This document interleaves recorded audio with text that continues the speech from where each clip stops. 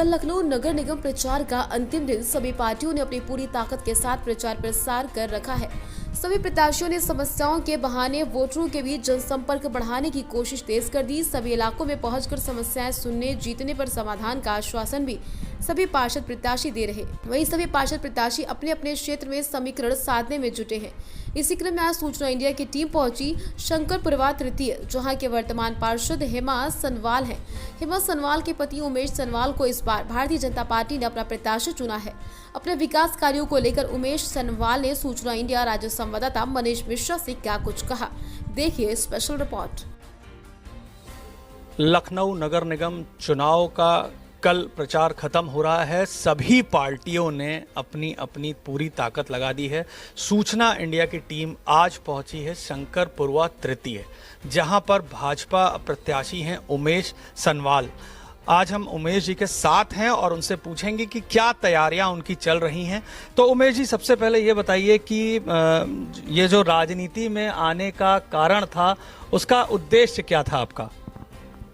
मैं उमेश चंद सनवाल, पार्षद Shankarpurwa ward 33, Bharatiya Janata party के द्वारा प्रत्याशी बनाया गया हूं। सर्वप्रथम मैं आपका आभार व्यक्त करता हूं कि आज आप मेरे शंकरपुरवा 33 में आपका आगमन हुआ है और आपकी मुलाकात मुझसे हुई है। आपने मुझसे पूछा कि क्या कारण है आपका राजनीति में आने का।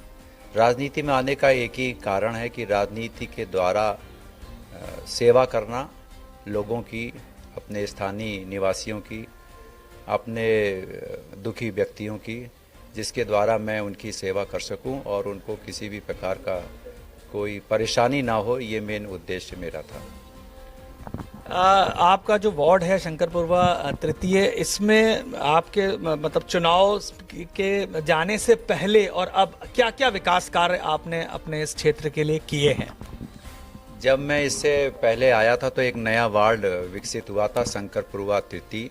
उस समय ये महिला सीट थी। उस समय मेरी पत्नी श्रीमती हेमा सनवाल भारतीय जनता पार्टी की उम्मीदवार थी और क्षेत्रीय नागरिकों के सहयोग से और उनके आशीर्वाद से विजयी होकर पार्षद पद का पदभार संभाला। उनके आने से पहले इस क्षेत्र में किसी भी प्रकार का कोई काम नहीं हुआ था। उन्होंने जब इस क्षेत्र में आई तो मैंने उनका पार्षद प्रतिनिधि होने के नाते खुद उनकी मॉनिटरिंग करी और तब से और आज तक में मैं सोचता हूं कि बहुत अंतर है। मुझे खुद में नहीं कहना चाहिए कि मैंने क्या किया है, ये तो आप स्वयं जानकारी ले सकते हैं क्षेत्रीय नागरिकों से कि पूर्व की पार्षद ने क्या किया है, काम हुआ है कि नहीं हुआ, ये तो आप अच्छा बता पाएंगे।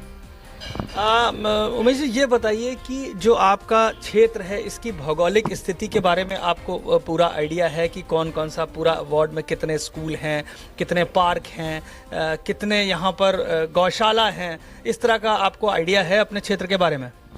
मेरे इस वार्ड में 2 सरकारी प्राइमरी स्कूल हैं।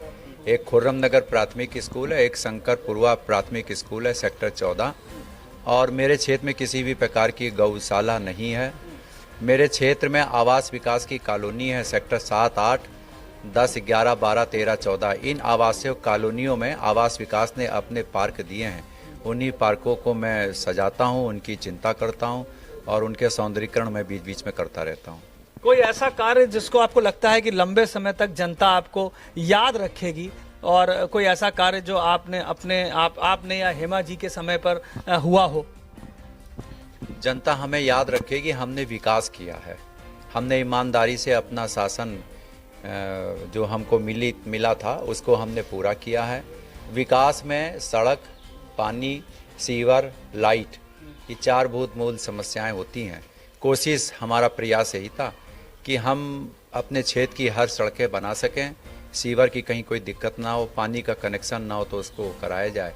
प्रयास रही है। मैं मानता हूं कि कहीं पर मुझसे कोई गली छूट सकती है, उसके लिए मैं क्षमा प्रार्थी हूं। मैं अपने क्षेत्र में जब जनसंपर्क में जाता हूं तो अपने क्षेत्रीय नागरिकों से भी यही कहता हूं कि मुझसे कुछ चीज़ें छूटी हैं, उसके लिए मैं क्षमा प्रार्थी हूँ। आने वाले समय में मैं आपका ये काम अवश्य करूँगा।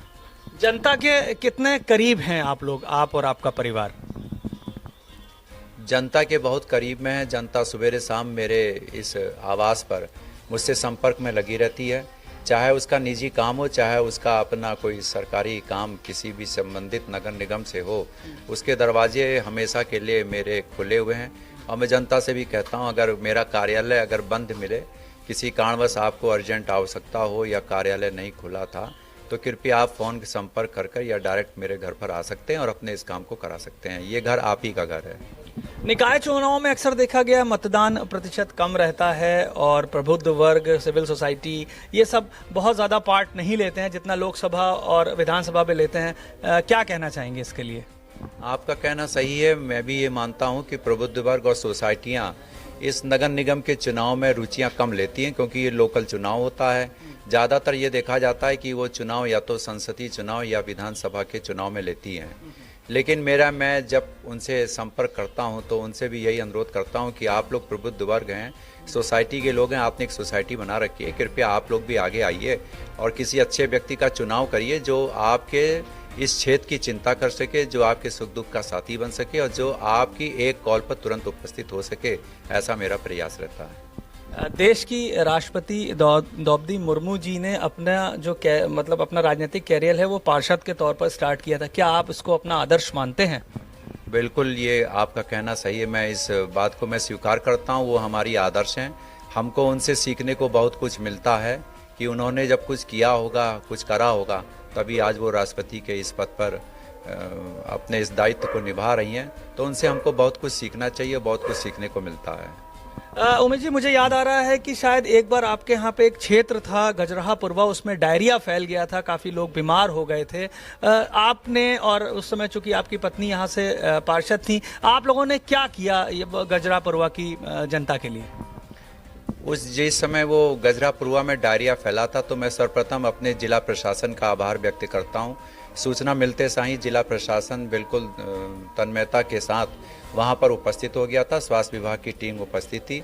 मेरे लोकप्रिय सांसद आदरणीय राजनाथ जी के द्वारा भी फ़ोन कॉल के द्वारा संपर्क में थे कि सनवाल जी क्या स्थिति है, क्या है, किसी प्रकार की कोई दिक्कत भी तो नहीं है।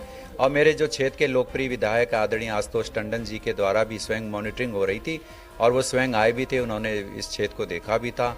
और मैं अपने इस नगर आयुक्त जी का भी आभार व्यक्त करता हूं तथा नगर विकास मंत्री जी का भी आभार व्यक्त करता हूं कि सब लोग मौके पर आए थे, क्षेत्र को देखा भी था और जहां कहीं भी कोई कमी थी तत्काल प्रभाव से निर्देश दिए गए थे कि अगर पाइपलाइन कहीं फटी है तो उसको तत्काल प्रभाव से उसको नए सिरे से डाल दिया जाए तथा कि भविष्य में किसी प्रकार की कोई परेशानी ना हो। क्षेत्रीय नागरिक वहाँ खुश हैं। आने वाले समय पर उन्होंने मुझे कुछ उस पर कमियां बताई हैं, उसको भी दूर करने का प्रयास करूंगा।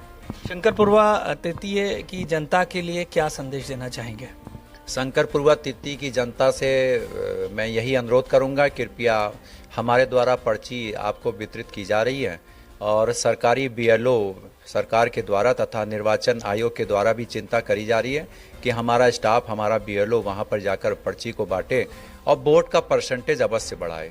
अगर हम इतनी मेहनत कर रहे हैं, आपको पर्ची दे रहे हैं, सरकार चिंता कर रही है, बार बार अनुरोध कर रही है, अपने BLO को पूर्व में उसने पोलिंग बूथ पर बैठाला था कि आप लोग फॉर्म भरिए, तो हमारा भी दायित्व बनता है कि हम अपने पोलिंग के परसेंटेज को बढ़ाएं और हमको भी लगे कि हमने अपना काम किया और सरकार भी हमारे इन कार्यों से खुश होगी कि इस बार वोट परसेंटेज अवश्य बढ़ा है और बढ़ना भी चाहिए।